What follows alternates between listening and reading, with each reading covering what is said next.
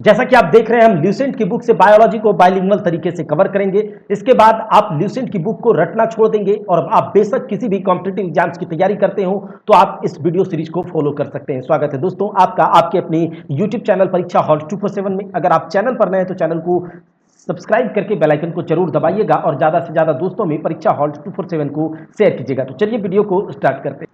इसके बाद आप कभी भी ल्यूसेंट की बुक को खोल करके रटेंगे नहीं। अगर आपको इसका पीडीएफ चाहिए तो क्या करना होगा, इसके लिए आपको परीक्षा हॉल 24/7 के टेलीग्राम चैनल से जुड़ जाना होगा और वहां पर आपको पीडीएफ प्रोवाइड करा दिया जाएगा। आप पीडीएफ देखिए और वीडियो देखिए, उसके बाद आप देखिएगा कि क्या इस तरह से भी ल्यूसेंट पढ़ा जा सकता है। तो हम ज्यादा बात नहीं करेंगे, बल्कि आप जैसे जैसे वीडियो खत्म होगा, जैसे जैसे चैप्टर्स खत्म होंगे तो आपको पता चलेगा कि हाँ, इस प्रकार से भी ल्यूसेंट को पढ़ा जा सकता है। और जितने कंटेंट यहां पर हम लोग ऐड ऑन करेंगे उससे आपको बहुत मजा आने वाला है। तो चलिए एक बार सिलेबस पर नजर डाल लेते हैं। बायोलॉजी में ल्यूसेंट की बुक में जो सिलेबस दिया गया है हर एक कॉम्पिटिटिव एग्जाम्स को ये कवर करेगा। इसमें सबसे पहले हम इंट्रोडक्शन देखेंगे बायोलॉजी का, उसके बाद व्हाट इज लिविंग जीवन क्या है, सजीव क्या है, इसके बारे में कुछ बातें करी गई हैं। क्लासिफिकेशन ऑफ ऑर्गेनिज्म यानी कि जीवधारियों का वर्गीकरण, 2 kingdom classification, 3 kingdom classification, 5 kingdom classification, binomial nomenclature, हर कुछ देखने वाले हैं। स्टडी ऑफ सेल तो कोशिका का अध्ययन, साइटोलॉजी तो सेल को बहुत डिटेल में पढ़ना है, जेनेटिक्स है, अनुवांशिकी, सेक्स डिटर्मिनेशन इन ह्यूमन और ऑर्गेनिक एवोल्यूशन। उसके बाद बॉटनी के अंदर हम पढ़ेंगे plant kingdom, classification of plant morphology, plant tissue, photosynthesis, plant hormones and diseases तो बहुत इंपॉर्टेंट है ये सब, इकोलॉजी एंड नाइट्रोजन साइकिल, उसके बाद पॉल्यूशन। जूलॉजी में हम पढ़ने वाले हैं सबसे पहले प्लांट एनिमल किंगडम, ठीक है, animal kingdom, animal tissue, human blood system of the human body, जिसमें कि हम लोग अलग अलग सिस्टम जो फिजियोलॉजी सिस्टम के अंतर्गत आते हैं, जैसे कि डाइजेस्टिव सिस्टम है, क्या बोलते हैं, स्केलेटल सिस्टम है, आपका रेस्पिरेटरी सिस्टम है, सर्कुलेटरी सिस्टम है, तो ये सब हम लोग पढ़ने वाले हैं। एंडोक्राइन सिस्टम, न्यूट्रिएंट्स करेंगे, पोषक पदार्थ देखेंगे, विटामिन वगैरह देखने वाले हैं, ह्यूमन डिजीज और उसके बाद कुछ मिसलेनियस फैक्ट जो दिए गए हैं उसे देखेंगे। तो चलिए स्टार्ट करते हैं अपने वीडियो को। सबसे पहले जो इंट्रोडक्शन है उसे देखते हैं। तो इंट्रोडक्शन की अगर बात करें तो सबसे पहले यहां पर बात करा गया है कि बायोलॉजी क्या है, जीव विज्ञान क्या है। अच्छा, जीव विज्ञान क्या है? तो एक ऐसा विज्ञान जिसमें जीवों का अध्ययन किया जाता है। नाम से ही पता चल रहा है कि एक ऐसा विज्ञान, एक ऐसा साइंस जिसमें कि हम लाइफ के बारे में स्टडी करते हैं, लाइफ का अध्ययन करते हैं, जीवन का अध्ययन करते हैं, सजीवों का अध्ययन करते हैं। याद रखिएगा, तो विज्ञान की वह शाखा जिसमें जीवों का अध्ययन किया जाता है उसी को तो कहते हैं जीव विज्ञान। क्या? विज्ञान की वह शाखा जिसमें जीवों का अध्ययन किया जाता है उसी को कहते हैं जीव विज्ञान। सीधी सी बात है। अच्छा, ये बायोलॉजी क्या है भाई? जब जीव विज्ञान ये है तो बायोलॉजी इंग्लिश में इसे कैसे कहा गया, तो इसको भी हम लोग आगे देखेंगे। तो देखिए, बायोलॉजी जो है एक ग्रीक वर्ड, आप एक समझ सकते हैं कि ग्रीक वर्ड बायोस से आया है, बायोस और लोगोस। कैसे? बायोस और लोगोस। बायोस का मतलब होता है लाइफ, बायोस का मतलब क्या होता है? लाइफ। और लोगोस का मतलब तो आप जानते हैं लॉजी वगैरह स्टडी होता है। तो किसका स्टडी करना? लाइफ का स्टडी करना। किसका स्टडी करना? लाइफ का स्टडी करना। हम कह सकते हैं स्टडी ऑफ लाइफ को ही कहते हैं बायोलॉजी। स्टडी ऑफ जीवन, अध्ययन, जीवन का अध्ययन करना ही कहलाता है बायोलॉजी। क्या समझ में आया? और दूसरा बात यहां पर हम ये कहेंगे कि बायोलॉजी शब्द को, सुनिएगा ध्यान से, बायोलॉजी शब्द को सबसे पहले हमारे सामने लेकर के आने वाले जो साइंटिस्ट थे वो थे लैमार्क और ट्रेविरेनस साहब। याद रखिएगा, बायोलॉजी शब्द को सबसे पहले हमारे सामने लाने वाले जो साइंटिस्ट थे, जो बायोलॉजिस्ट थे, वो थे लैमार्क और ट्रेविरेनस साहब। और सन था आपका 1801 ईस्वी। कैसा? किस साल में? तो 1801 ईस्वी में लैमार्क और ट्रेविरेनस ने सबसे पहले हमारे सामने बायोलॉजी शब्द को लेकर के आया। तो यहां से आप देख लेंगे, हिंदी में भी दिया गया है, इंग्लिश में भी दिया गया है, बहुत अच्छे से कंटेंट की क्वालिटी रहेगी। कंटेंट में हम लोग बहुत कुछ ऐड करेंगे, इसके बाद सवाल भी करेंगे ल्यूसेंट की ऑब्जेक्टिव वाली बुक से, तो कहीं से कुछ भी नहीं रहने वाला है। ठीक है, बायोस यहां हिंदी में है, बायोस का मतलब जीवन, लोगोस का मतलब अध्ययन, तो ये सब कुछ हम लोग देख लिए। अब देखिए, बायोलॉजी के 2 ब्रांचेस हैं, बायोलॉजी के 2 मुख्य ब्रांचेस हैं। ऐसे तो बहुत सारे ब्रांचेस हैं, बहुत सारे डिपार्टमेंट्स हैं, उसको भी हम लोग पढ़ेंगे। तो बायोलॉजी के 2 मेन ब्रांचेस हैं। कौन कौन से? एक आपका बॉटनी, दूसरा आपका जूलॉजी। अगर हिंदी में बोले तो वनस्पति विज्ञान, और अगर जूलॉजी को हिंदी में बोले तो जंतु विज्ञान। ठीक है, तो बॉटनी के अंतर्गत किसका अध्ययन किया जाता है? बॉटनी के अंतर्गत देखिए, आप लोग तो जानते ही होंगे, हिंदी से भी देख लेते हैं। तो वनस्पति विज्ञान एक ऐसा विज्ञान, साइंस का या फिर बायोलॉजी का एक ऐसा ब्रांच जिसके अंदर हम लोग प्लांट्स का अध्ययन करते हैं, जिसके अंदर हम लोग वनस्पतियों का अध्ययन करते हैं, जिसके अंदर हम लोग ट्रीज का अध्ययन करते हैं, उसी को कहा जाता है वनस्पति विज्ञान। अब अगर वनस्पति विज्ञान की बात आती है तो प्लांट्स पर जो है बॉटनी का फादर किसे कहा जाता है, बॉटनी का जनक या फिर वनस्पति विज्ञान के जनक के रूप में किसे जाना जाता है, थियोफ्रेस्टस साहब को। अब इन्होंने बहुत मेहनत करी वनस्पति विज्ञान को लेकर, लगभग 4500 प्लांट्स पर, ठीक है, लगभग 4500 प्लांट्स पर इन्होंने स्टडी किया और उन स्टडी के आधार पर एक बुक इन्होंने लिखा था, याद रखिएगा साथ ही साथ, जिसका नाम है हिस्टोरिया प्लांटेरम। इसको अगर नोट करना चाहते हैं तो आप नोट कर सकते हैं, हिस्टोरिया प्लांटेरम इनकी एक बुक है हिस्टोरिया प्लांटेरम। और इस बुक को इन्होंने लगभग 4500 प्लांट्स पर स्टडी करके लिखा था और इसी कारण से इन्हें थियोफ्रेस्टस जी को बॉटनी का जनक कहा जाता है। अच्छा, अगला है जूलॉजी।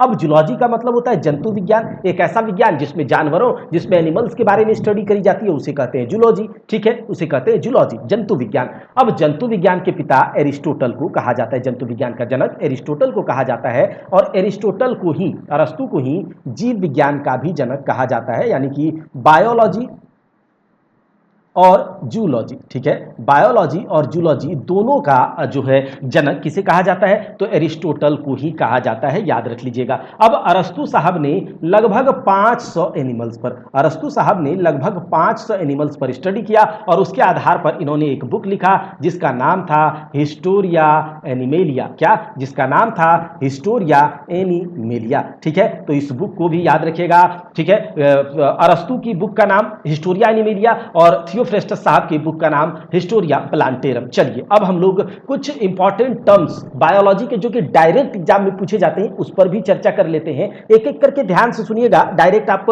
ऑप्शन में देखिएगा आपसे टिक हो जाएगा, ठीक है। चलिए सबसे पहला आया हमारे पास जो बायोलॉजी का वर्ड है उसका नाम है एनाटॉमी। क्या, एनाटॉमी। अब एनाटॉमी के अंतर्गत हम किसका अध्ययन करते हैं, क्या पढ़ते हैं भाई एनाटॉमी के अंतर, तो देखिए किसी भी ऑर्गेनिज्म का, किसी भी जीव का इंटरनल स्ट्रक्चर, किसी भी जीव के इंटरनल स्ट्रक्चर का अध्ययन बायोलॉजी के जिस ब्रांच के अंदर किया जाता है उसे हम एनाटॉमी कहते हैं। आप अगर किसी जीव को फाड़ करके उसके अंदर उसका हार्ट के बारे में, उसके लीवर के बारे में, पैंक्रियाज के बारे में अगर स्टडी करते हैं तो वो आपके एनाटॉमी के अंतर्गत आएगा। तो याद रखिएगा जीवों के आंतरिक संरचना का अध्ययन किया जाता है एनाटॉमी के अंतर्गत। अच्छा, अगला आ गया, अगला कौन सा साइंस है, तो एग्रोलॉजी। अब एग्रोलॉजी देखिए, एग्रोज का मतलब जो होता है वो एग्रोज मतलब कृषि वगैरह, ठीक है, और लॉजी क्या है, तो लॉजी का मतलब तो आप जानते ही हैं, स्टडी करना।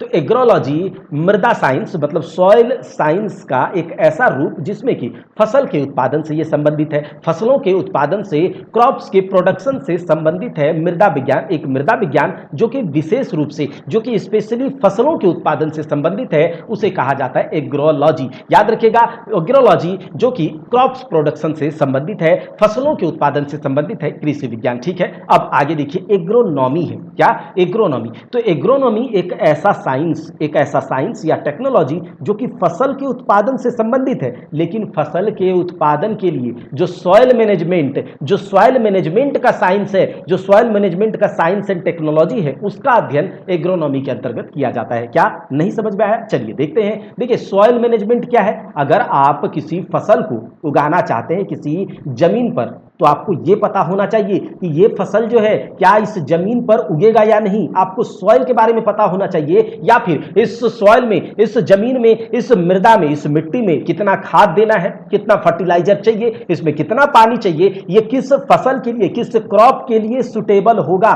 क्या अगर आपको यह पता नहीं है कि जो बलुई मिट्टी होती है उसमें हम किस टाइप के फसल उगा सकते हैं, अगर आपको ये पता नहीं है तो आप उसमें जाकर के धान रोप दीजिएगा, और धान रोप दीजिएगा तो वो होगा ही नहीं। तो इस टाइप का सॉइल मैनेजमेंट जो है फसल के उत्पादन के लिए जिस ब्रांच के अंतर्गत अध्ययन किया जाता है उसे एग्रोनॉमी कहा जाता है। क्या कहा जाता है, एग्रोनॉमी कहा जाता है। अगला कौन सा आ गया भाई, देखिए एक एक करके याद रखिएगा, सारे के सारे बहुत इंपॉर्टेंट है और अचानक से एग्जाम में पूछ लिए जाएंगे तो आप वहां पर हड़बड़ा जाइएगा, ठीक है, इसीलिए ये सब सोचिए, मतलब ध्यान से सुनिए। अच्छा, एग्रोस्टोलॉजी एग्रोस्टोलॉजी क्या है भाई? एग्रोस्टोलॉजी तो देखिए, एग्रोस्टोज एक ग्रीक वर्ड है, एग्रोस्टोज, जिसका अर्थ होता है ग्रास, जिसका मतलब क्या होता है? ग्रास, जिसका मतलब होता है ग्रास या फिर घास। तो एग्रोस्टोज एक ग्रीक वर्ड है जिसका मतलब होता है घास, और लॉजी तो आप जानते ही हैं, तो घास का अध्ययन करना ही कहलाता है एग्रोस्टोलॉजी, ठीक है। घास का अध्ययन करना ही एग्रोस्टोलॉजी कहलाता है, तो घास का अध्ययन एग्रोस्टोलॉजी के अंतर्गत करते हैं।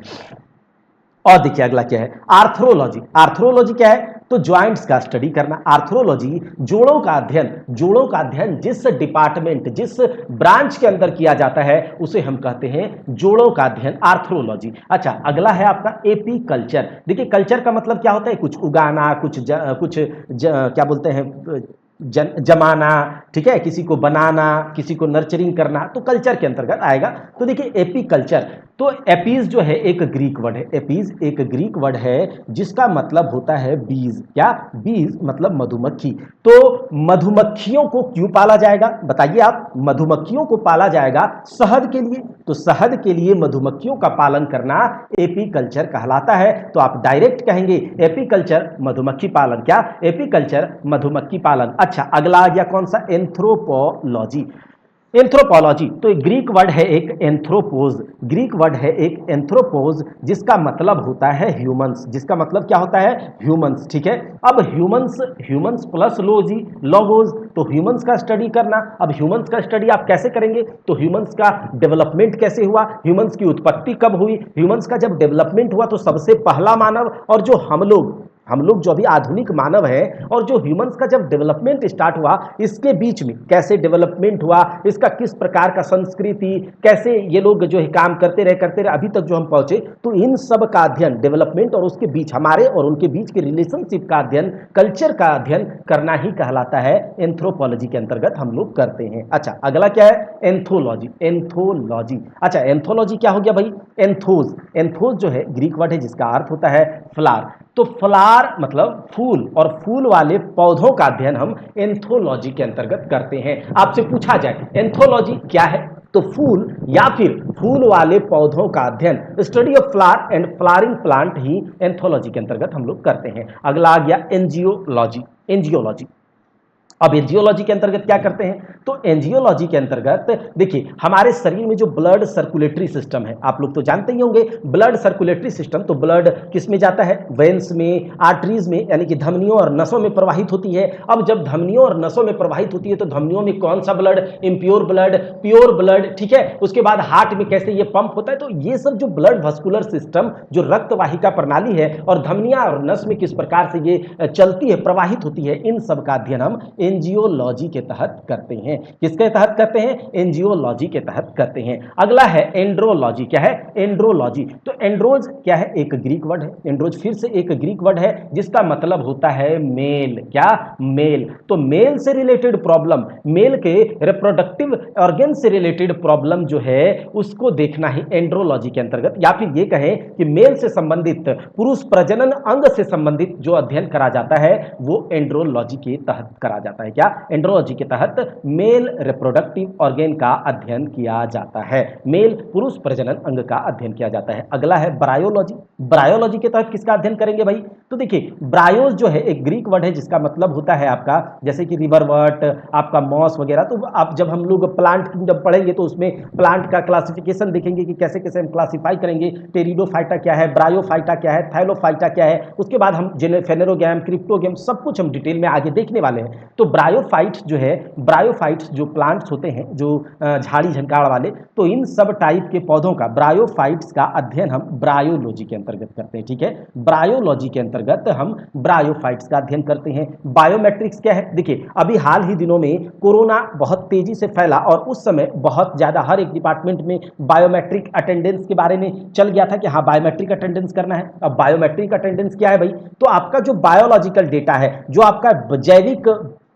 जैविक डेटा है, जैसे कि आपका फिंगरप्रिंट का निशान, ठीक है, आपका फिंगरप्रिंट, आपके रेटिना को स्कैन करना, आपका जो भी तो इस टाइप के जो आपका बायोलॉजिकल डेटा है उसका एनालिसिस करना बायोमेट्रिक्स के अंतर्गत आता है। क्या? उसका स्कैन करना बायोमेट्रिक्स के अंतर्गत ही आता है। आपका फिंगरप्रिंट और दुनिया में किसी भी आदमी का फिंगरप्रिंट सेम नहीं हो सकता है, सबका बायोलॉजिकल डेटा अलग अलग है। आपके रेटिना का स्कैन करेगा, जैसे देखते होंगे आप मूवीज वगैरह में रेटिना को स्कैन करके पासवर्ड लगा लिया जाता है, तो ये सब, या फिर फेस को स्कैन करके आजकल मोबाइल में भी पासवर्ड हम लोग फेस से भी कर लेते हैं, तो ये बायोलॉजिकल डेटा, ये बायोमेट्रिक्स के अंतर्गत आता है। अच्छा, बायोमेडिकल इंजीनियरिंग में क्या है?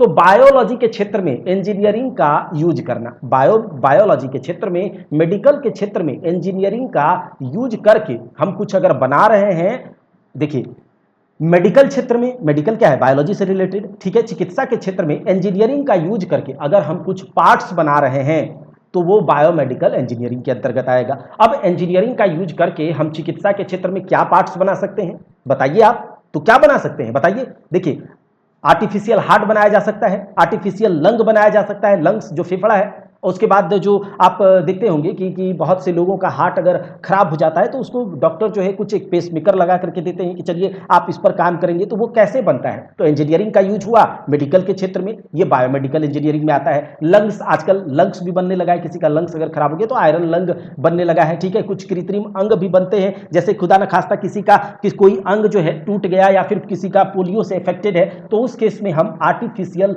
लिम्स या अंग जो है बॉडी के पार्ट्स बना करके बायोमेडिकल इंजीनियरिंग के तहत ही वो सब होता है। अच्छा, बायोटेक्नोलॉजी के अंतर्गत क्या होता है? देखिए, अभी कोरोना के समय में वैक्सीन तो आपने सुना ही होगा, बहुत सारे वैक्सीन, तो वैक्सीन्स वगैरह का रिसर्च करना, उसका डेवलपमेंट करना, वैक्सीन का बनाना, ये सब जो है बायोटेक्नोलॉजी के अंतर्गत आता है। जैसे देखिए, शरीर में कुछ ऐसे प्रॉब्लम्स है, अब उस प्रॉब्लम को कैसे दूर किया जाए, ठीक है, तो उसके लिए कुछ केमिकल को यूज करके कुछ हम बनाते हैं अलग से, तो वो सब बायोटेक्नोलॉजी के अंतर्गत आता है कि टेक्नोलॉजी का यूज बायोलॉजी के क्षेत्र में, टेक्नोलॉजी का यूज करके बायोलॉजी के क्षेत्र में हम कुछ ऐसा बनाए जिससे कि मानव जाति के लिए मतलब फायदेमंद हो, तो ये बायोटेक्नोलॉजी के अंतर्गत आता है। जैसे कि इंसुलिन का, बहुत सारे शुगर पेशेंट इंसुलिन का सुई लेते हैं, ये सब तो इंसुलिन, मास प्रोडक्शन इंसुलिन का करना, ठीक है। बहुत सारे वैक्सीन जैसे कि सीरम्स वगैरह का, सीरम इंस्टीट्यूट वगैरह आप देखते होंगे, तो ये सब जो है वैक्सीन बनाती है। आप अभी देखते होंगे भारत बायोटेक ने बनाया, फाइजर जो भी बहुत सारे कोविशील्ड है, ये सब किस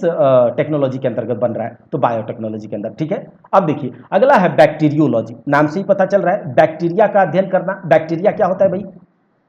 बैक्टीरिया नहीं, यानी कि जीवाणु का अध्ययन करना बैक्टीरियोलॉजी, ठीक है। साइटोलॉजी क्या है? साइटोलॉजी सेल का अध्ययन करना, कोशिका का अध्ययन, साइटोलॉजी। क्रायोबायोलॉजी क्या है भाई? क्रायोबायोलॉजी, तो क्रायोबायोलॉजी देखिए कह रहा है कि it is the study of effect of low temperature on organism and their preservation. देखिए, कभी कभी क्या होता है कि किसी जीवों को, कोई भी किसी जीव को, जंतु को जो है लो टेम्परेचर पर, क्रायोस का मतलब लो टेम्परेचर पर, याद रखिएगा, लो टेम्परेचर पर, कम टेम्परेचर पर रख करके प्रिजर्व करना, कम टेम्परेचर पर रख करके उसको प्रिजर्व करना, ये क्रायोबायोलॉजी के अंतर्गत आता है। अब कम टेम्परेचर पर उसका क्या उस पर इफेक्ट हो रहा है, क्या उसे प्रिजर्व करके रख सकते हैं कि नहीं, तो ये क्रायोबायोलॉजी के अंतर्गत हम करते हैं। अच्छा, क्लोन का मतलब क्या होता है? देखिए, क्लोन बहुत सारे आपने सुने होंगे कि इसका क्लोन बन रहा है, उसका क्लोन बन रहा है, तो क्लोन का मतलब होता है आपके जैसा, एकदम आइडेंटिफिकल, ठीक है। अनुवांशिक रूप से मतलब जनसंख्या में क्लोन अनुवांशिक रूप से समान व्यक्ति होते हैं। जैसे कि अगर आपका कोई क्लोन बना रहा है तो सेम आपके जैसा, अनुवांशिक रूप से आपके जैसा सेम गुण वाला, आपके जैसा हो सकता है, फेस भी बना दे तो क्लोन बना देता है। जैसे बकरी वगैरह का भी क्लोन बन रहा है आजकल, भैंस वगैरह का भी क्लोन बन रहा है, देख आपने सुना भी होगा, ठीक है। तो ये क्लोन क्या है कि clone are genetically identical individual in a population. तो जनसंख्या में क्लोन अनुवांशिक रूप से एक समान व्यक्ति होते हैं, आपके जैसा व्यक्ति ही क्लोन बनाया जा सकता है। क्लोन के बारे में तो जानते ही होंगे। अब कार्डियोलॉजी क्या है? तो कार्डियोलॉजी यानी कि कार्डियोलॉजी के अंतर्गत हार्ट का अध्ययन किया जाता है, study of heart, study of हृदय का अध्ययन करना कार्डियोलॉजी के अंतर्गत। डेमोग्राफी, तो डेमोग्राफी जो है याद रखिएगा, डेमोग्राफी तो जनसंख्या का अध्ययन, क्या? पॉपुलेशन का, स्टडी ऑफ पॉपुलेशन डेमोग्राफी, क्या? स्टडी ऑफ पॉपुलेशन डेमोग्राफी है, ठीक है, याद रहेगा। स्टडी ऑफ पॉपुलेशन जनसंख्या का अध्ययन डेमोग्राफी है। डिफ्यूजन कोई इंपॉर्टेंट नहीं है, आप देख लीजिएगा। जब कुछ ऐसे वर्ड्स होंगे जिसको हम स्किप भी करेंगे, ठीक है, कुछ ऐसे वर्ड्स होंगे जो इंपॉर्टेंट नहीं है तो उसको करने का नहीं है, बस आप पीडीएफ डाउनलोड करके टेलीग्राम चैनल से वहां से एक बार देख लीजिएगा, एक बार नजर मार लीजिएगा, हिंदी इंग्लिश दोनों में, तो समझ में आ भी जाएगा। जहां इंपॉर्टेंट है, जो एग्जाम में पूछे जा सकते हैं, उसको हम यहाँ पर डिस्कस करेंगे। देखिए, डर्मेटोलॉजी, तो डर्म का मतलब ही होता है स्किन, क्या डर्म्स का मतलब ही होता है स्किन। तो स्टडी, स्किन का स्टडी करना, त्वचा का अध्ययन करना, ये कहलाता है आपका डर्मेटोलॉजी। और डर्मेटोलॉजी को हिंदी में कहते हैं त्वचा विज्ञान। क्या कहते हैं? त्वचा विज्ञान। तो त्वचा विज्ञान में क्या करेंगे भाई? त्वचा विज्ञान में हम किसी और का अध्ययन थोड़ी करेंगे, त्वचा का करेंगे, स्किन का करेंगे। अच्छा, डेंड्रोक्रोनोलॉजी, डेंड्रोक्रोनोलॉजी। अब देखिए यहाँ से ये बहुत इंपॉर्टेंट है, एग्जाम में पूछ लिया जाता है। तो डेंड्रोक्रोनोलॉजी के अंतर देखिए, अगर आप कोई पेड़ आप लगाए हैं, ठीक है, आप कोई पेड़ लगाए हैं, शीशम का, साल का या किसी का भी पेड़ लगाए हैं, तो जब आप पेड़ लगाइएगा तो माना कि पहला साल, दूसरा साल, तीसरा साल, 4 साल, 5 साल के बाद उस पेड़ को आप काट लीजिए और उसका लठ देखिए, ठीक है, उसका जो आपका लॉग होता है पेड़ का, उसका देखिए। और पेड़ काटने के बाद, और एक पेड़ है जो कि 100 साल पुराना है, अब 100 साल पेड़ जो शीशम का है, उस पेड़ को काटिए और पेड़ को काटने के बाद आप देखिएगा कि जब काटिएगा तो उसका तख्ता में या फिर उसका जो काठ होता है, उसका लकड़ी जो होता है, उसमें वलय, उसमें रिंग्स जो है ज़्यादा बने होते हैं, उसके रिंग्स ज़्यादा होते हैं, या फिर उसका आपको स्ट्रक्चर जो है कुछ अलग देखने को मिलेगा, आप देखिएगा, या फिर आप देखे भी होंगे कि पुरानी लकड़ियाँ जो होती हैं उसमें जो रिंग्स होता है ना, वो बहुत तगड़ा होता है, वो ज़्यादा होता है कंपेरिजन टू नए जो पेड़ होते हैं उसको काट लिया जाए। तो पेड़ की उम्र को कि ये पेड़ कितना पुराना है, कितना नया है, इसको जानने के लिए हम छल्ले का ये जो रिंग्स होता है, ये रिंग्स जो होता है, ग्रोथ रिंग्स जिसे कहा जाता है, इसका अध्ययन करना किसके अंतर्गत हम करते हैं? डेंड्रोक्रोनोलॉजी के अंतर्गत। डेंड्रोक्रोनोलॉजी के अंतर्गत। इकोलॉजी के तहत क्या किया जाता है भाई? इकोलॉजी के अंतर्गत क्या किया जाता है? तो जीवन और उनके पर्यावरण, यानी कि मानव या फिर जीवन, उनके और हमारे चारों तरफ का जो पर्यावरण है, जो एटमॉस्फेयर है, उसके बीच का जो संबंध है, हमारे पर्यावरण के बीच के संबंध का अध्ययन हम इकोलॉजी के अंतर्गत करते हैं। जीवन और उनके पर्यावरण के बीच का अध्ययन हम इकोलॉजी के अंतर्गत करते हैं। इवोल्यूशन कोई इंपॉर्टेंट नहीं है। आगे देखिए, एम्ब्रॉयलॉजी के अंदर क्या, एम्ब्रॉय का मतलब क्या होता है, एम्ब्रियो का मतलब क्या होता है, ये तो आप जानते ही होंगे। एम्ब्रियो जो है, युग्मनज, भ्रूण, जाइगोट, ये सब तो जानते ही होंगे।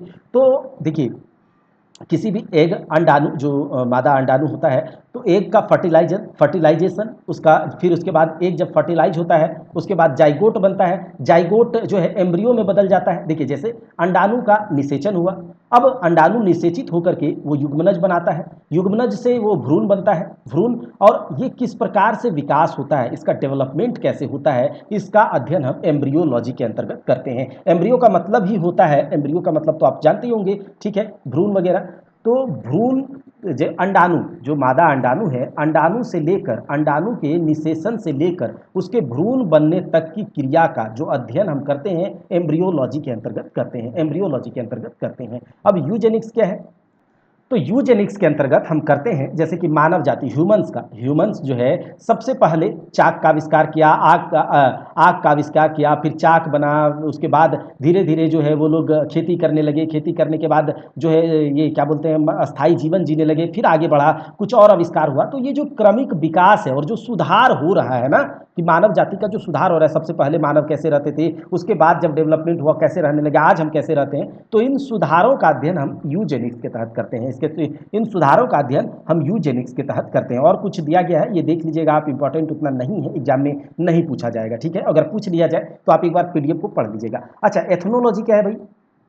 तो एथनोलॉजी के अंतर्गत मानव की अलग अलग जातियों से संबंधित जो हम जिसका हम अध्ययन करते हैं, मानव की अलग अलग जो जातियां होती हैं उसका अध्ययन करना हम लोग एथनोलॉजी के अंतर्गत करते हैं। अच्छा, इथोलॉजी के अंतर्गत क्या करते हैं? इथोलॉजी के अंतर्गत जानवर और उनके प्राकृतिक आवास। देखिए, जानवर का प्राकृतिक आवास क्या है भाई? जानवर अगर जंगली जानवर है तो जंगल में रहेगा, ठीक है। तो जानवर और उनके प्राकृतिक आवास, यानी कि एनिमल्स के जो उसके नेचुरल हैबिटेट्स हैं, उनका अध्ययन करना।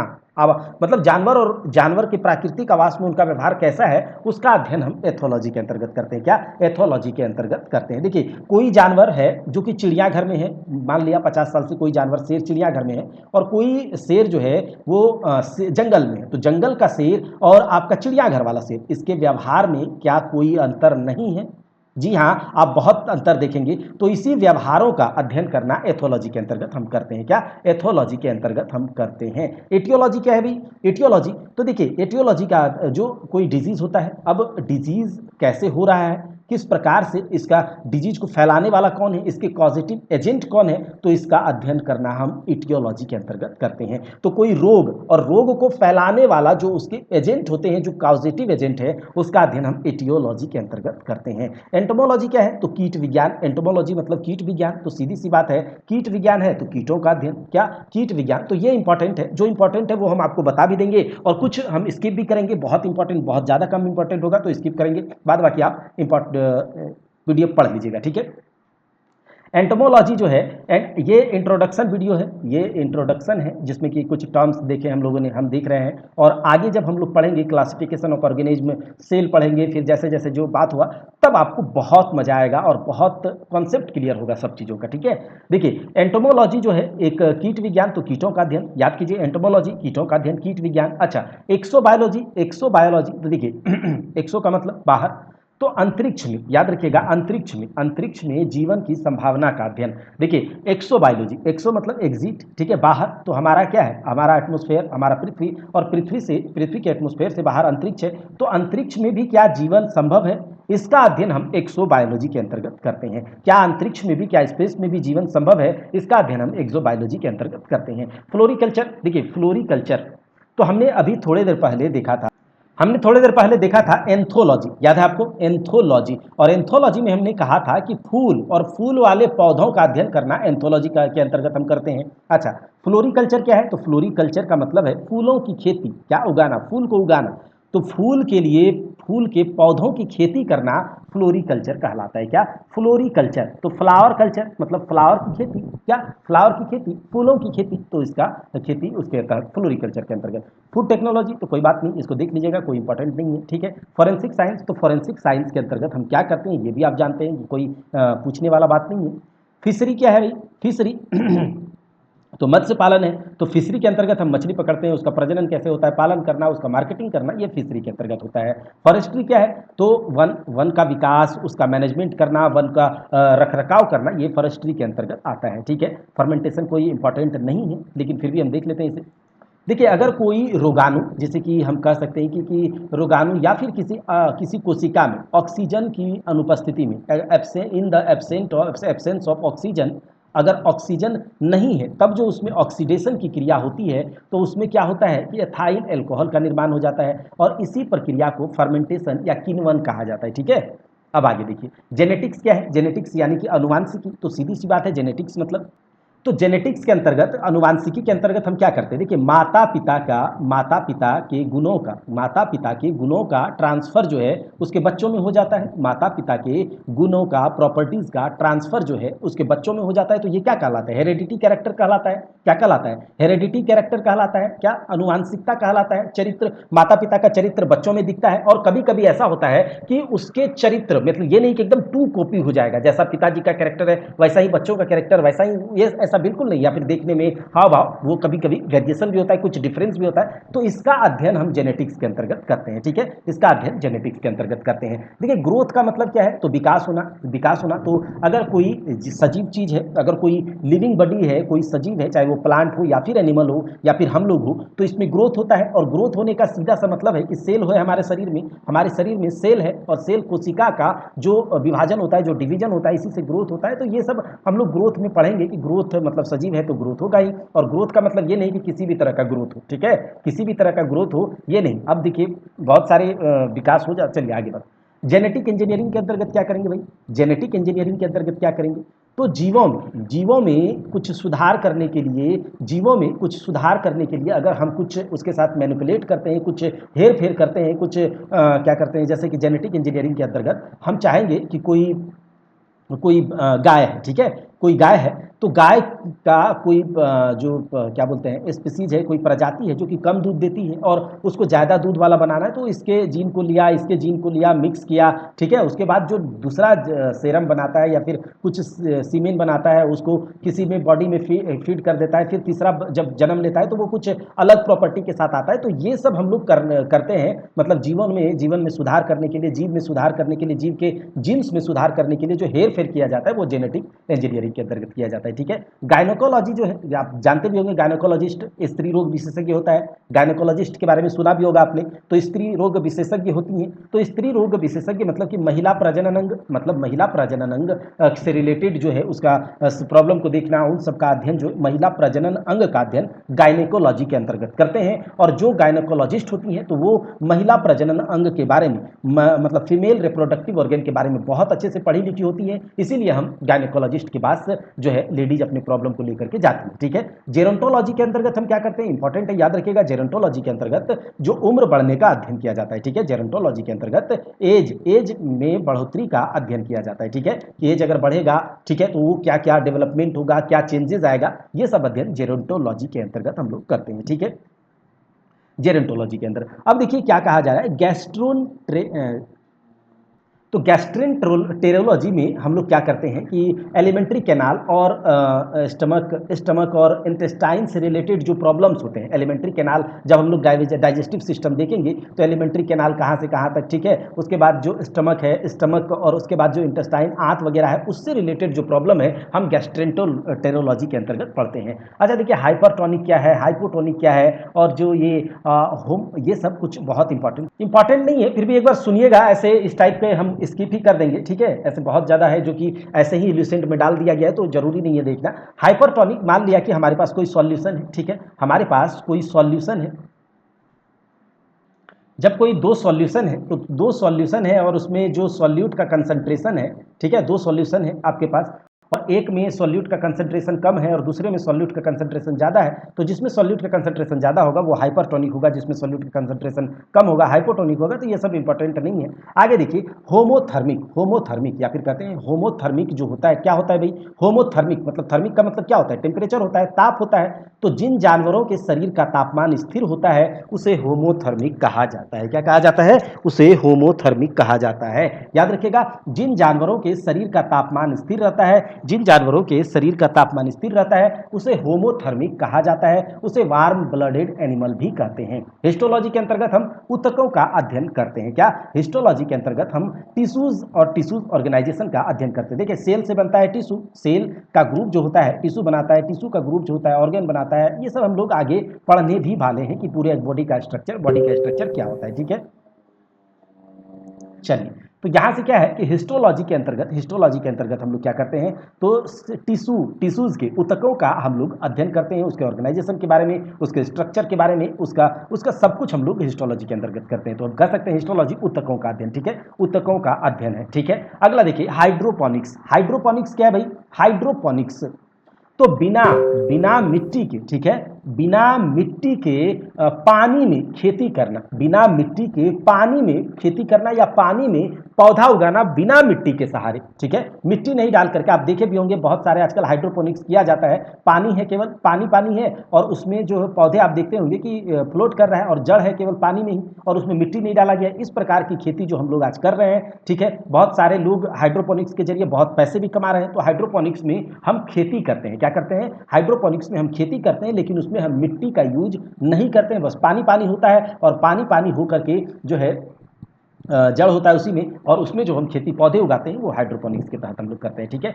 अच्छा, हिमेटोलॉजी क्या है, हिमेटोलॉजी जो है इसे हम ब्लड साइंस कहते हैं, रुधिर विज्ञान कहते हैं। और रुधिर विज्ञान मतलब देखिए, स्वास्थ्य और रोग में मतलब लोगों के हेल्थ और उसके डिजीज में रिलेटेड जो रक्त से संबंधित क्या होगा, रक्त में क्या किस तरह की डिफॉर्मेलिटीज है, या फिर रक्त में कैसा कुछ इम्प्योरिटीज आ गया है या प्योरिटीज है, इन सब का अध्ययन हम हेमेटोलॉजी के अंतर्गत करते हैं। क्या करते हैं, रक्त के बारे में, लोगों के स्वास्थ्य और रोगों के बीच जो रक्त का क्या मतलब कंट्रीब्यूशन है, इसका अध्ययन हम हेमेटोलॉजी के अंतर्गत करते हैं, ठीक है। अच्छा, हेपेटोलॉजी के अंतर्गत क्या करते हैं, हेपेटाइटिस आपने सुना होगा। हेपेटाइटिस हेपेटाइटिस जो रोग है वो हेपेटाइटिस रोग होने के बाद कौन सा ऑर्गन जो है अफेक्टेड होता है, लीवर अफेक्टेड होता है। तो हेपेटोलॉजी जो है वो लीवर का अध्ययन है, किसका, हेपेटोलॉजी हेपेटर मतलब याद रखिएगा लीवर, और ये हेपेटोलॉजी तो लीवर का अध्ययन करते हैं हम हेपेटोलॉजी के अंतर्गत। क्या, हेपेटोलॉजी के अंतर्गत, ये भी इंपॉर्टेंट है, इसे भी याद रख लीजिएगा, ठीक है। इक्थियोलॉजी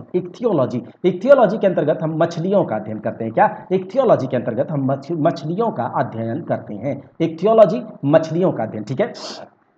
मछलियों का अध्ययन हम इक्थियोलॉजी के अंतर्गत करते हैं, याद रखिएगा। इम्यूनोलॉजी नाम से पता चल रहा है, इम्यूनोलॉजी, इम्यून का मतलब क्या होता है भाई, प्रतिरक्षा, प्रतिरक्षा प्रणाली और इम्यून सिस्टम का अध्ययन करना, इम्यून सिस्टम का अध्ययन करना कि हमारे शरीर में की प्रतिरक्षा प्रणाली कैसी है, हमारे शरीर का शरीर का रोगों से लड़ने की कैपेसिटी कैसी है, इन सब टाइप को, इन सब चीज़ों को अध्ययन हम इम्यूनोलॉजी के अंतर्गत करते हैं। प्रतिरक्षा प्रणाली या शरीर से रोग प्रतिरोधों का अध्ययन हम इम्यूनोलॉजी के अंतर्गत करते हैं।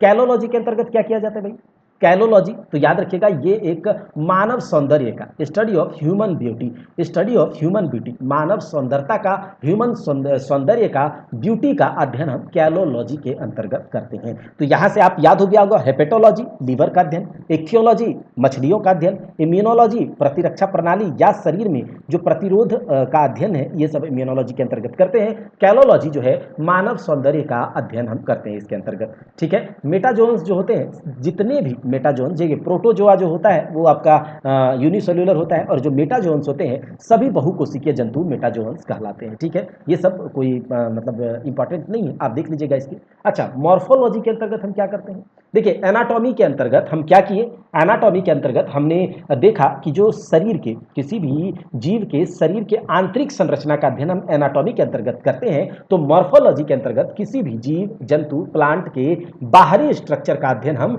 मॉर्फोलॉजी के अंतर्गत करते हैं। क्या, एक्सटर्नल स्ट्रक्चर का अध्ययन हम मॉर्फोलॉजी के अंतर्गत करते हैं। क्या करते हैं, एक्सटर्नल स्ट्रक्चर का अध्ययन हम मॉर्फोलॉजी के अंतर्गत करते हैं। माइक्रोबायोलॉजी, अब देखिए नाम से पता चल रहा है, माइक्रो एक बायोलॉजी और एक उसमें लग गया बायोलॉजी, माइक्रो। अब माइक्रो है सूक्ष्म, और सूक्ष्म जीव विज्ञान, सूक्ष्म जीव विज्ञान, तो सूक्ष्म जीव कौन कौन से होते हैं, तो बैक्टीरिया, आपका फंगाई, वायरस, एल्गी, प्रोटोजोआ, इन सब टाइप के माइक्रो ऑर्गेनिजम्स का, इन सब टाइप के माइक्रो ऑर्गेनिजम्स का अध्ययन करना माइक्रोबायोलॉजी के अंतर्गत हम करते हैं। माइक्रोबायोलॉजी के अंतर्गत सूक्ष्म जीवों का अध्ययन किया जाता है माइक्रोबायोलॉजी के अंतर्गत, ठीक है, समझ में आया। माइक्रो ऑर्गेनिजम्स का अध्ययन किया जाता है, जैसे कि वायरस, बैक्टीरिया, एल्गी, फंजाई, आपका प्रोटोजोआ, ठीक है। अच्छा, मॉलिक्यूलर बायोलॉजी के अंतर्गत हम क्या करते हैं, तो मॉलिक्यूलर बायोलॉजी नाम से पता चल रहा है, तो जो हमारे बॉडी में जो मॉलिक्यूल्स हैं, ठीक है, उसका अध्ययन करना मॉलिक्यूलर बायोलॉजी के अंतर्गत करते हैं। मेडिसिन यानी कि चिकित्सा के समय, तो मेडिसिन के द्वारा जो टैबलेट वगैरह लेते हैं, तो मेडिसिन के द्वारा, औषधियों के द्वारा रोग का ट्रीटमेंट करने का जो अध्ययन किया जाता है वो मेडिसिन के अंतर्गत हम करते हैं, ठीक है, मेडिसिन के अंतर्गत, चिकित्सा के अंतर्गत, ठीक है। अच्छा, मैमोग्राफी क्या है, मैमोग्राफी तो विज्ञान या बायोलॉजी का वह शाखा, मैमोग्राफी बायोलॉजी का वह शाखा जिसके अंतर्गत हम ब्रेस्ट कैंसर का हम टेस्ट वगैरह जो है करते हैं। तो याद रखिएगा, branch of science which deal with test for breast cancer से रिलेटेड जो टेस्ट परीक्षण है वो हम किस शाखा के अंतर्गत करते हैं, मेमोग्राफी के अंतर्गत। किसके अंतर्गत, मेमोग्राफी के अंतर्गत। माइकोलॉजी क्या है भाई, तो फंजाई, कवकों का अध्ययन, कवक विज्ञान कहा जाता है, माइकोलॉजी को कवक विज्ञान कहा जाता है, याद रखिएगा, ठीक है। कवकों का, फंजाई का अध्ययन हम माइकोलॉजी के अंतर्गत करते हैं। मर्मिकोलॉजी क्या है, मर्मिकोलॉजी है स्टडी ऑफ एंट, याद रखिएगा, चींटियों का अध्ययन मर्मिकोलॉजी कहलाता है, चींटियों का अध्ययन मर्मिकोलॉजी कहलाता है। मिक्स्ड फार्मिंग क्या है, मिक्स्ड फार्मिंग कहलाता है, देखिए आप खेती भी कर रहे हैं और खेती के साथ साथ आप पशुपालन भी कर रहे हैं, तो खेती से भी आप फसल उगा रहे हैं और उससे भी आपको फायदा हो रहा है, और पशुपालन भी आप कर रहे हैं। तो इस तरह की अगर आप चीजें कर रहे हैं, farming along with animal husbandry, और एनिमल हस्बेंड्री क्या है, पशुपालन है, ठीक है, पशुपालन, तो खेती के साथ साथ पशुपालन मिक्स्ड फार्मिंग कहलाता है, ठीक है। न्यूट्रिएंट्स क्या है, पोषक तत्व है, तो भोजन में जो भोजन के रूप में लिए गए रासायनिक पदार्थ जो विभिन्न कार्यों, विकास, स्वास्थ्य के लिए आवश्यक है। देखिए न्यूट्रिएंट्स कहता है ना कि हमारे शरीर में जो हम फूड लेते हैं उससे एनर्जी हमें मिलता है, तो उस फूड में न्यूट्रिएंट्स होना बहुत आवश्यक है। न्यूट्रिएंट्स क्यों होना चाहिए, क्योंकि ये हमारे डेली लाइफ में जो हमारे शरीर का जो डेवलपमेंट होता है, जो ग्रोथ होता है, जो हम कार्य कर पाते हैं, जो हमें हेल्थी रखता है, तो इसके लिए न्यूट्रिएंट्स होना चाहिए, तो इसे कहते हैं, कोई बात नहीं है। नैनो टेक्नोलॉजी के अंतर्गत हम क्या करते हैं, तो नैनो टेक्नोलॉजी का मतलब क्या, साइंस ऑफ वेरी स्मॉल, छोटे लेवल पर जो साइंस, ठीक है, उसे नैनो टेक्नोलॉजी कहा जाता है। इसके अंतर्गत हम एटॉमिक लेवल पर जो है नैनो टेक्नोलॉजी जैसे जैसे आ रहा है, नैनो टेक्नोलॉजी के अंतर्गत हम क्या कर रहे हैं, चीज़ों को, डिवाइसेस को छोटा करते जा रहे हैं। क्या करते जा रहे हैं? पहले देखिए कंप्यूटर क्या होता था, कंप्यूटर जो है पहले एक एक कमरे जैसे जितना बड़ा, उससे भी बड़ा, ठीक है, उससे भी बड़ा, आपके पूरे जितना बड़ा आपका घर है उतना बड़ा कंप्यूटर होता था। जब पहला जनरेशन का कंप्यूटर आप देखेंगे, जैसे जैसे सेकंड जनरेशन आया, थर्ड जनरेशन आया, फोर्थ जनरेशन आया, फिफ्थ जनरेशन आया, तो आप क्या देखिए, हमारे पास लैपटॉप में अपने लैप पर अपनी गोद में लेकर के कंप्यूटर को कर रहे हैं और उससे ज़्यादा काम कर रहे हैं। तो नैनो टेक्नोलॉजी की ओर हम बढ़ रहे हैं। नैनो टेक्नोलॉजी में हम चीज़ों को, डिवाइसेस को, मटेरियल्स को छोटा कर रहे हैं, मैनिपुलेट कर रहे हैं एटॉमिक लेवल पर, ठीक है, इस तरह से। न्यूरोलॉजी तंत्रिका विज्ञान है, नाम पता चल रहा है। जैसे आपके सर वगैरह में दर्द होता है या तो क्या करते हैं आप, न्यूरोलॉजिस्ट के पास जाते हैं। तो न्यूरोलॉजिस्ट में वही करता है, तंत्रिका तंत्र का अध्ययन करना, मतलब कि यहाँ से लेकर के रीढ़ का हड्डी तक के इसको पूरा अध्ययन जो है न्यूरोलॉजिस्ट के अंदर करते हैं। तो स्टडी ऑफ नर्वस सिस्टम का अध्ययन हम न्यूरोलॉजी के अंतर्गत करते हैं, ठीक है, नर्वस सिस्टम का अध्ययन हम न्यूरोलॉजी के अंतर्गत करते हैं। अब नियोनेटोलॉजी क्या है भाई? नियोनेटोलॉजी, तो नियोनेटोलॉजी का मतलब क्या है? देखिए, एक तो कोई नवजात शिशु का जो नवजात शिशु या फिर ये कह सकते हैं न्यू बॉर्न बेबी है, उसका देखरेख करना, ठीक है, उसका देखरेख करना, उसका ट्रीटमेंट करना, ठीक है, या फिर कोई ऐसा बेबी होता है जो कि समय से पहले, देखिए एक कहता है कि बेबी होने का जो फिक्स टाइम है 9 मंथ का है, और 9 मंथ से पहले अगर किसी का डिलीवरी हो जाता है तो उसका, उस केस में उस बेबी का बहुत तगड़ा वाला ख्याल रखना होता है, हो सकता है तो टेस्ट ट्यूब में भी रखा जाता है। तो इन सब जैसे मेडिकल केयर हम नियोनेटोलॉजी के अंतर्गत करते हैं, न्यूबॉर्न का, ठीक है। आगे देखिए नेफ्रोलॉजी, नेफ्रोलॉजी बहुत इंपॉर्टेंट है और आप जानते भी होंगे। नेफ्रोलॉजी के अंतर्गत हम किडनीज का अध्ययन करते हैं। क्या? किडनीज का अध्ययन करते हैं। देखिए नेफ्रोलॉजी, नेफ्रॉन्स, किडनी में नेफ्रॉन्स पाए जाते हैं, ये भी आप जानते होंगे, ठीक है। हम करेंगे बहुत डिटेल में, बायोलॉजी को ल्यूसेंट से ही पढ़ेंगे, लेकिन बहुत डिटेल में पढ़ेंगे, ठीक है। एक एक चीज़ों को पिक्टोरियली पढ़ेंगे, चीज़ों को समझेंगे, और जो ल्यूसेंट में नहीं है उसको भी हम लोग ऐड करेंगे, ल्यूसेंट का ऑब्जेक्टिव भी करेंगे। तो कहीं से कुछ नहीं छूटने वाला है, बस आपको हमारा और अपने चैनल का साथ देना है, परीक्षा हॉट 24/7 का, ठीक है। तो देखिए nephrology, study of kidneys, nephrology kidney का अध्ययन है। किसका? किडनी का अध्ययन है, ठीक है। ऑस्मोसिस तो परासरण आप जानते ही हैं। तो परासरण में क्या होता है, कोई एक सेमी परमिएबल मेम्ब्रेन होता है, और सेमी परमिएबल मेम्ब्रेन से हाई कंसंट्रेशन वाले क्षेत्र से जो वाटर मॉलिक्यूल है वो लोअर कंसंट्रेशन वाले क्षेत्र में जो इसका डिफ्यूजन होता है उसी को हम ऑस्मोसिस कहते हैं। तो ये कोई बहुत इंपॉर्टेंट चीज़ नहीं है। अच्छा, ओडोंटोलॉजी के अंतर्गत हम क्या करते हैं? ओडोंटोलॉजी के अंतर्गत हम टीथ, अपने दांतों का और दांत के मसूड़ों का, याद रखिएगा, दांत और दांत के मसूड़ों का अध्ययन हम ओडोंटोलॉजी के अंतर्गत करते हैं। दांत और दांत के मसूड़ों का अध्ययन ओडोंटोलॉजी के अंतर्गत करते हैं। ऑस्टियोलॉजी क्या है? तो ऑस्टियोलॉजी अस्थि विज्ञान है। क्या? अस्थि विज्ञान, हड्डी का विज्ञान। तो हड्डी का विज्ञान के अंदर हम नाक का भी अध्ययन थोड़ी करेंगे। तो अस्थि विज्ञान के अंतर्गत हम अस्थियों का अध्ययन करेंगे, स्टडी ऑफ बोन्स। किसका? Study of bones, study of bones जो है वो हम करेंगे ऑस्टियोलॉजी के अंतर्गत। ऑन्कोलॉजिस्ट आपने सुना भी होगा, कैंसर रोग विशेषज्ञ को ऑन्कोलॉजिस्ट कहा जाता है। तो ऑन्कोलॉजी क्या है? तो कैंसर और ट्यूमर, क्योंकि ट्यूमर ही जब बढ़ते जाता है, ट्यूमर में बहुत सारे स्टेजेस हैं, ट्यूमर फूट करके फिर उसके अंदर का जो लिक्विड होता है जब शरीर में फैल जाता है तो कैंसर फैल जाता है। तो ट्यूमर्स का और कैंसर का अध्ययन ऑन्कोलॉजी के अंतर्गत करते हैं। और जब आप ट्यूमर और कैंसर का अध्ययन बहुत अच्छे से कर लेंगे, स्टडी कर लेंगे, तो आप ऑन्कोलॉजिस्ट कहलाएंगे और आप कैंसर का उपचार भी कर सकते हैं। तो याद रखिएगा ऑन्कोलॉजी किसके अंतर्गत आता है? तो ऑन्कोलॉजी के अंतर्गत हम करते हैं स्टडी ऑफ कैंसर और ट्यूमर का, ठीक है, कैंसर और ट्यूमर का। अब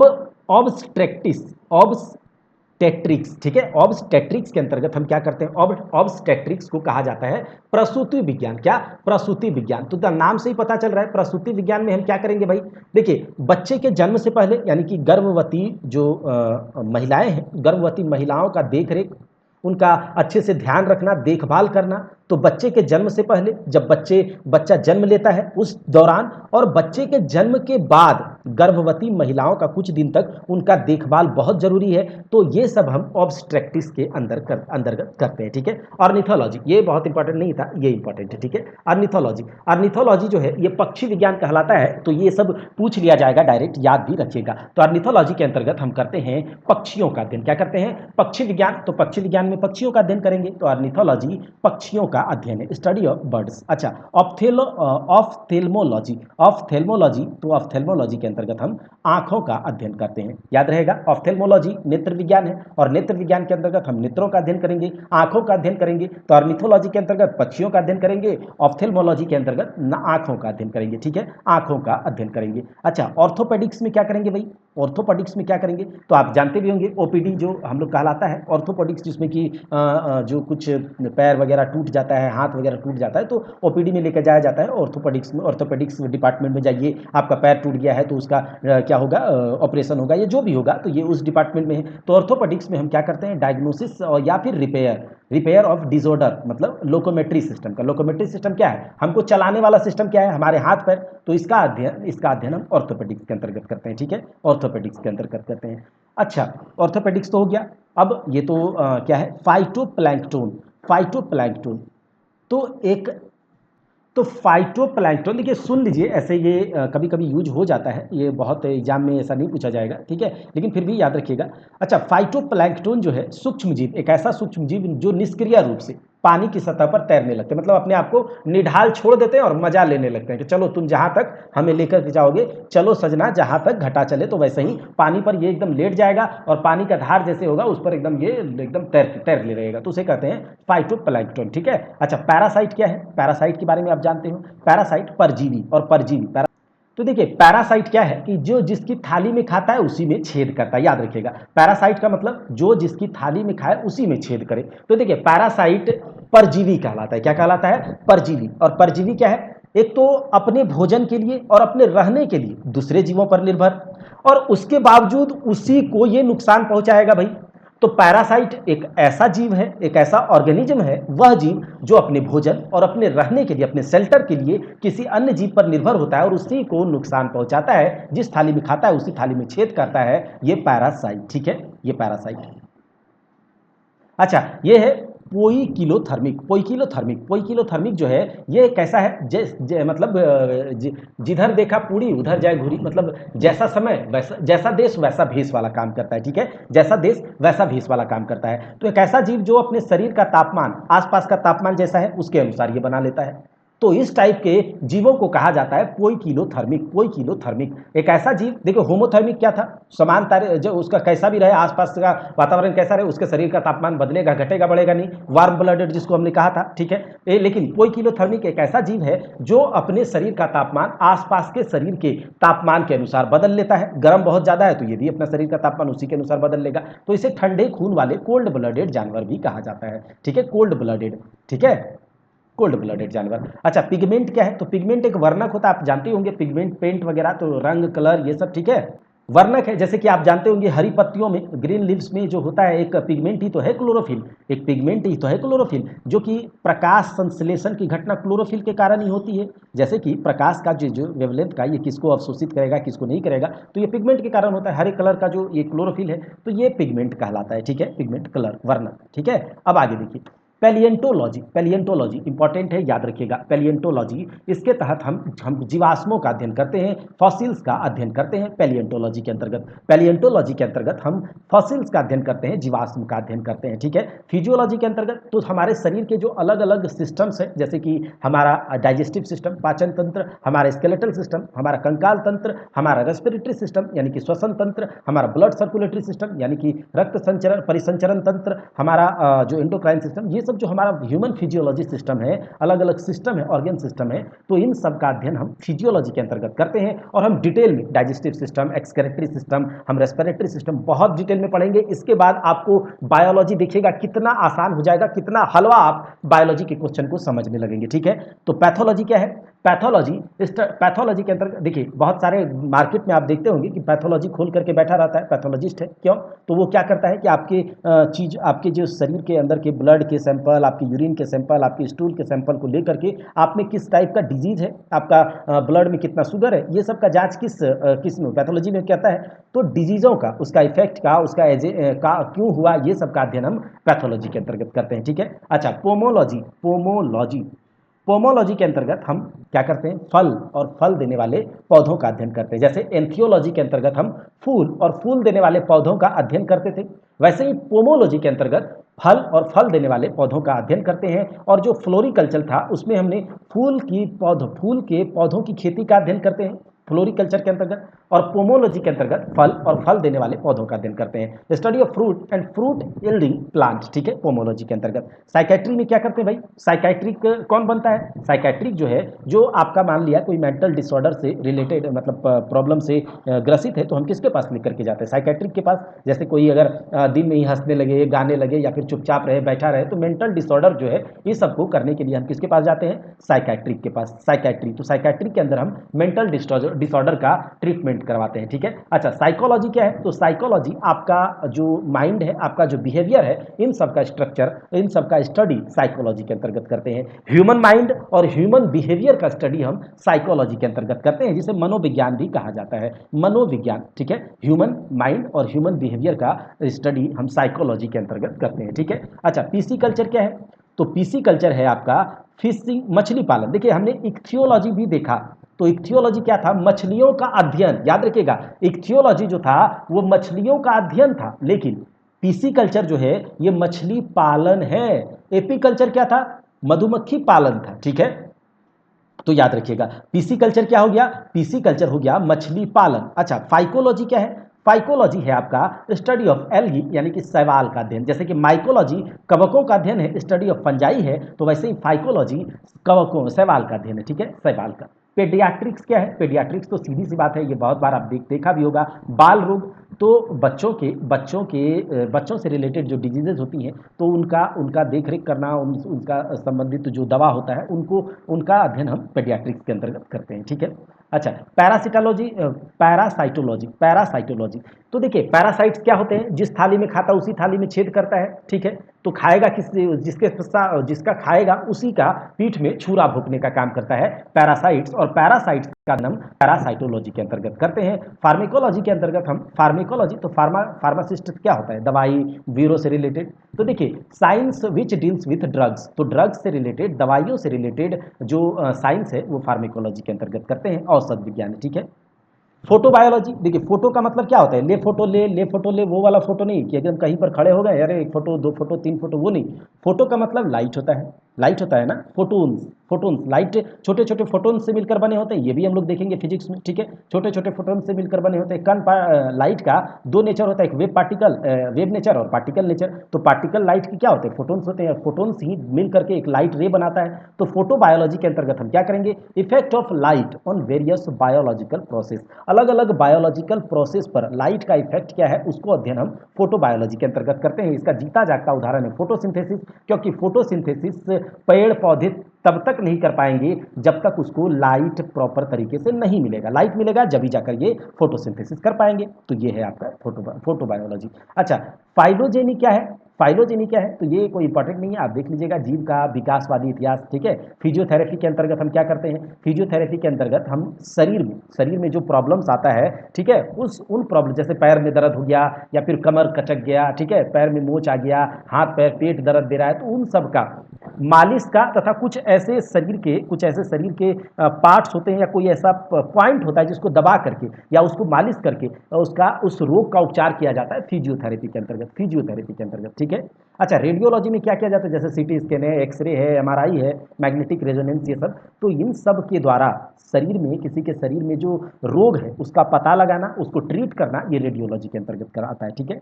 अच्छा, राइनोलॉजी के अंतर्गत क्या आता है, तो नाक या फिर जो ऑल्फैक्टरी ऑर्गेन्स होते हैं, जो घ्राण अंग होते हैं, सूंघने वाले अंग जो होते हैं, उन नाक और ऑल्फैक्टरी ऑर्गेन्स का अध्ययन हम राइनोलॉजी के अंतर्गत करते हैं, क्या, राइनोलॉजी के अंतर्गत करते हैं, ठीक है। सोनोग्राफी के अंतर्गत क्या किया जाता है, तो सोनोग्राफी के अंतर्गत अल्ट्रासाउंड इमेजिंग का अध्ययन किया जाता है। अगर आप अल्ट्रासाउंड करना चाहते हैं, अल्ट्रासाउंड का एक मशीन लेकर के लोगों का अल्ट्रासाउंड करना चाहते हैं, अल्ट्रासाउंड का जो रेज, अल्ट्रासाउंड जब आप करेंगे, अल्ट्रासोनिक रेज उस पर भेजेंगे, वहाँ से अंदर के चीज़ों को देखेंगे और बाहर आकर के इसमें क्या दिक्कत है, क्या नहीं है, सब चीज़ ठीक ठाक है या नहीं, इन सब को अगर आपको जानना है तो आपको सोनोग्राफी सीखना होगा, और सोनोग्राफी के अंतर्गत ही हम अल्ट्रासाउंड इमेजिंग का अध्ययन करते हैं, ठीक है।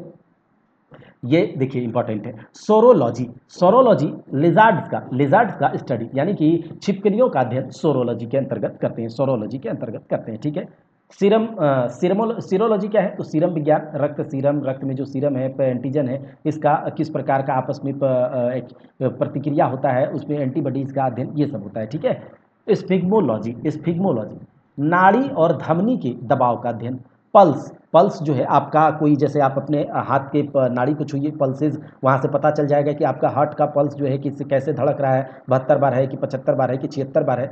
तो ये सब आपके धमनियों का और नाड़ियों का जो दबाव है किस प्रकार का, जैसे पल्स पकड़ करके भी डॉक्टर या पहले क्या होता था, जो अच्छे अच्छे जो एक्सपीरियंस लोग होते थे वो आपके पल्स से पता कर लेते थे कि आपके शरीर में क्या प्रॉब्लम है। ठीक है। तो ये पल्स और आर्टेरियल प्रेशर का अध्ययन स्फिग्मोलॉजी के अंतर्गत करते हैं। ठीक है। टैक्सोनॉमी के अंतर्गत क्या किया जाता है भाई? देखिए, एनाटॉमी के अंतर्गत हमने देखा, हमने मॉर्फोलॉजी में भी देखा, हम देखते हैं टैक्सोनॉमी। तो टैक्सोनॉमी के फादर हम लोग आगे देखेंगे कि कैरोलस लिनियस। तो क्लासिफिकेशन है। ठीक है। क्लासिफिकेशन, वर्गीकरण, जीवों का वर्गीकरण, कि जीवों को देखिए, अगर बहुत सारे दुनिया में बहुत सारे जीव हैं, जीव जंतु हैं, प्लांट्स हैं, अब सबको एक एक करके आप पढ़ते जाइएगा तो आपका जीना हराम हो जाएगा, आप पागल हो जाइएगा। लेकिन अगर हम इसे क्लासिफाई करके पढ़ें, हम उसके सेल के स्ट्रक्चर के आधार पर, उनके स्ट्रक्चर के आधार पर, उनके रेस्पिरेशन के आधार पर, उनका जो है रहन सहन के आधार पर, उनके रिप्रोडक्शन के आधार पर, अगर जीवों को, जीव जंतुओं को, पौधों को अगर बांट दें, ठीक है, उनको ग्रुप्स में बांट दें और उसके बाद पढ़े, तो अगर एक ग्रुप को ही हम पढ़ ले तो उस ग्रुप में आने वाले सारे जीव जंतुओं को हम पढ़ लेंगे। तो टैक्सोनॉमी के अंतर्गत हम यही करते हैं, क्लासिफिकेशन, उसका नोमेनक्लेचर और आइडेंटिफिकेशन, ये सब जीवों का हम इसी का अध्ययन टैक्सोनॉमी के अंतर्गत करते हैं। ठीक है। अच्छा, नोमेनक्लेचर में क्या होता है ये भी हम देखेंगे आगे, क्लासिफिकेशन ऑफ ऑर्गेनिज्म में। ठीक है, देख लीजिएगा, बहुत बहुत डिटेल में हम लोग क्लासिफिकेशन ऑफ ऑर्गेनिज्म भी करने वाले हैं। ठीक है। ल्यूसेंट से करेंगे, लेकिन इसके कंटेंट, इसका जो कंटेंट होगा, ल्यूसेंट में जो कंटेंट है वो तो रहेगा ही, अलग से भी हम बहुत सारे कंटेंट इसमें ऐड ऑन करेंगे, पिक्टोरियल फॉर्मेट में देखेंगे और आप पीडीएफ डाउनलोड कर लीजिएगा। उसके बाद आपका रेस्पॉन्स जैसा होगा वैसा उसके हिसाब से हम यहाँ पर काम करेंगे। पशु चिकित्सा विज्ञान, वेटरनरी साइंस क्या होता है? वेटरनरी डॉक्टर जो आप जानते ही होंगे, तो घरेलू पशुओं के स्वास्थ्य, देखभाल और उपचार का विज्ञान इसमें होता है। ठीक है, आगे देख लेते हैं।